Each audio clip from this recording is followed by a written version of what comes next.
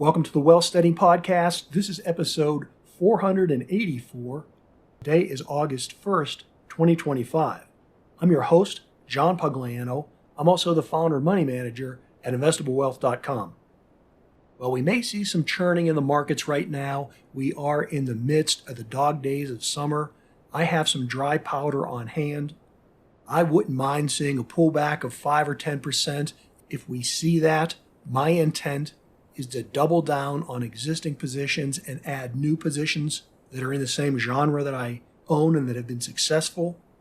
Covered those in past episodes, won't go into it today, but what I do want to mention today is that ultimately what I will be investing in the future is what I've been investing in the past, and that's primarily the industrial sector that is either directly or indirectly related to the overall electrification of the U.S. economy, which not only includes data centers and artificial intelligence and robotics, but also the massive reshoring of manufacturing that's been coming back to this country in a big way, especially since the post-pandemic era.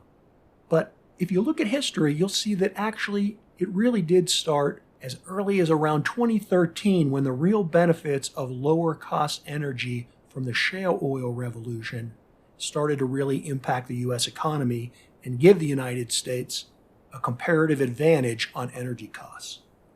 Hey, but I don't want to digress today. I want to just hit you up with a really quick excerpt and make a prediction for you about where I think industrialization is headed over the next decade. Listen to this. I've been investing big time in industrial companies, right? The old dinosaurs that people think aren't making any money anymore. I think that's where the money's being made. Bro, I think we're fixing to see a lot of money coming to that. A lot of it, right? You can only do so much with Google, and it's not that I don't like Google or Facebook or these other companies. Yeah, they're great money makers, and the reason they've been money makers is because none of the Max 7 have a physical product. Right, they're able to digitize stuff, right? Yeah, you make a lot more money selling your laws of life in a digital copy than in a book, right? If you're doing it that way, just because you don't have to pay transportation costs, stuff like that, right? It's digitized, and that's why these companies made so much money. But we're at the point now, and especially since we've come to and I don't know, 20 years too late, but we figured out that China's actually not our friend, right? They're our enemy, or at least our adversary. Yeah. So we've learned now that, you can only move so much around with electrons only. You got to have the physical product. You have to have the coal. You have to have the copper. You have to make the widget. And man, I think industrial companies are they're going to be the Mag 7 of the next decade. Okay, that was an excerpt from a recent episode of the Survival Podcast. I'll put a link to the episode in today's show notes. Been a long time since I've been on the show as a guest. I appear there pretty regularly as what Jack calls the expert counsel. My friend Jack Spirko, I know many of you know him. He created that genre of a modern-day survivalist. I enjoy being on his show. I just don't ever have the time to get there as regularly as I should, and you can see why. I'd encourage you to listen to that whole episode. It was over 2 hours. It's jam-packed with topics about building wealth and lifestyle design and never retiring, and even things like automation and, well, a whole cornucopia of things that can be talked about in over 2 hours.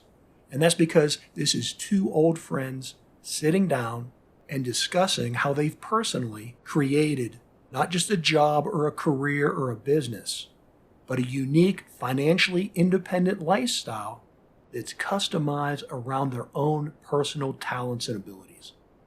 Jack and I have a very similar, almost eerie background from growing up in Western Pennsylvania with immigrant and coal miner grandfathers, going into the military right out of high school, creating a niche for ourselves in corporate sales, and then eventually designing this lifestyle business. And his business, which is mostly content creation, is totally different than mine, which is primarily money management. And that's why I think if you listen to the episode and hear these two old guys talk, you can get some guidance and direction on where you can take your life. Well, hey, as always, thanks for listening. Until the next episode, this is John Pugliano wishing you the very best returns.